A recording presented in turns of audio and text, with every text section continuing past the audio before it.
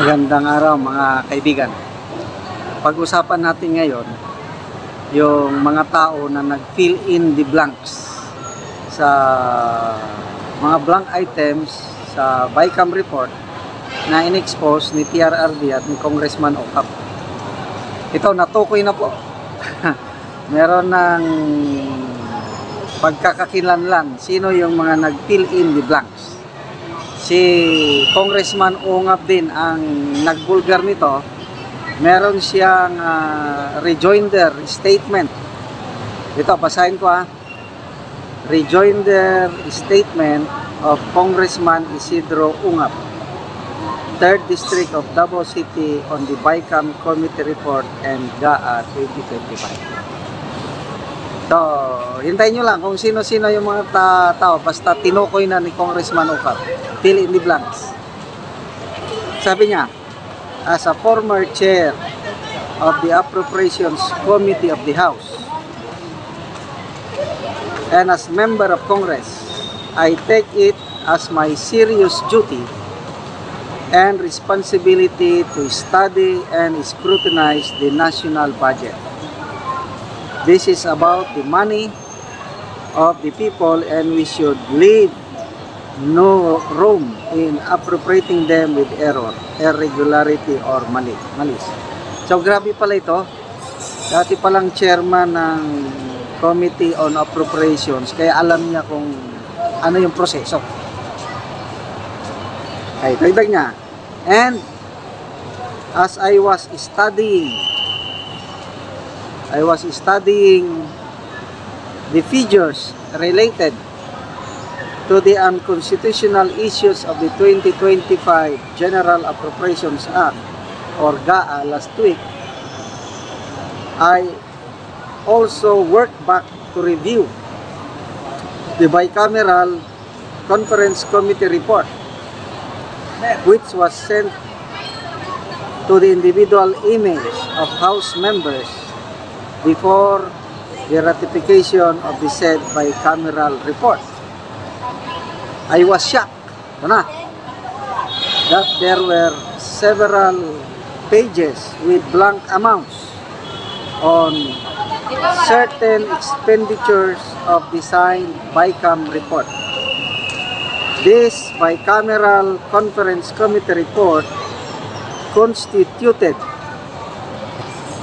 the final version of the reconciled separate versions of the House and Senate, meaning this is supposed to be the basis of the figures reflected in the GAA 2025 itself, minus the President's message and signature. Ito na, malapit na tayong malaman kung sino yung nag-fill in the blank. This signed BICAM report is what we expose as our duty and adherence to transparency and accountability during the podcast with former President Rodrigo Roa Duterte, Attorney Vic Rodriguez, and Attorney Martin Delgra at Basta Dabaweño. The reactions from Malacanang were off tangent. Both Executive Secretary Lucas Bersamin and President Bongbong Marcos were talking of the GAA, which is different document from what we were questioning, which was the BICAM report. They skirted the issue by asserting that there were no blank in the GAA of 2025. They labeled our revelation as fake news and the former president as lying. However, no amount of evasion and distraction will cure the fatal defects of how the GAA 2025 were enacted into law. Belatedly, we also learned that as early as December 16, no less than the elder sister of the President, Senator Amy Marcos, has strongly rejected signing the BICAM report, it having, in her own words, lack of documents and having blanks in it. Ito na yung paragraph. Malalaman na natin sino yung nag-fill in the blank. The issue here is very clear. The blanks in the signed BICAM report, not the signed GAA 2025, but in between the signing of these two vital public documents, the fundamental guide for our disbursement of public funds for this year, something went wrong. Magicians were at play. Ayun. Tinukoy na po ni Congressman Ocap ang nag-fill in the blanks sa nakita niyang blank item sa BICAM, mga magicians ng gobyerno. So, pangalan, ayun, wala pang mga pangalan, basta magicians lang sabi niya. There were persons or a group of people who filled up these blanks item clearly shown in the signed BICAM report. Who are they? Yan. Clearly, they usurp the role, the sole power and responsibility of Congress to appropriate public funds. This is not just irregular.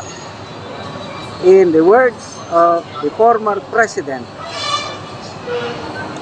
who is a veteran prosecutor, criminal.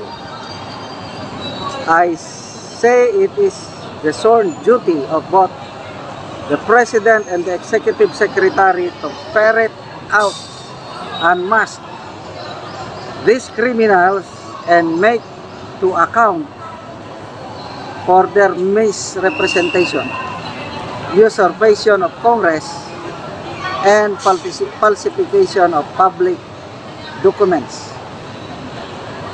They must act swiftly, lest confidence in government will be eroded. With conclusions, we are playing with and are squandering the people's money. Okay? So yun po ang rejoinder ni Congressman Ocap na ang nag-fill in the blanks ay mga magicians. Kung sino-sino sila, yon ang hamon ng kongresista sa administrasyong ito na i-unmask, i-ferret out. So, ito yung tanong. Sino ba yung nag-post? Si Professor Cielo Magno. Ang tanong niya is, bakit ang palasyo ang sumagot sa issue tungkol sa blank item sa BICAM report?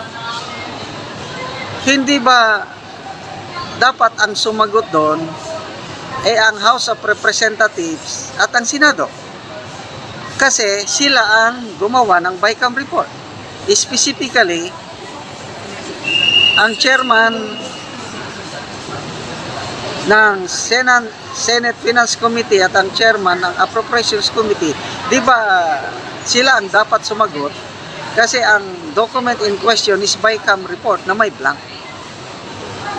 Bakit ang palasyo ang kaagad-agad sumagot na lying ang presidente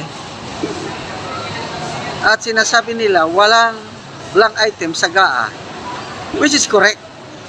Walang blank item sa GAA dahil hindi naman yun ang question, hindi yun ang in-expose ni Pangulong Duterte at ni Congressman Ocap.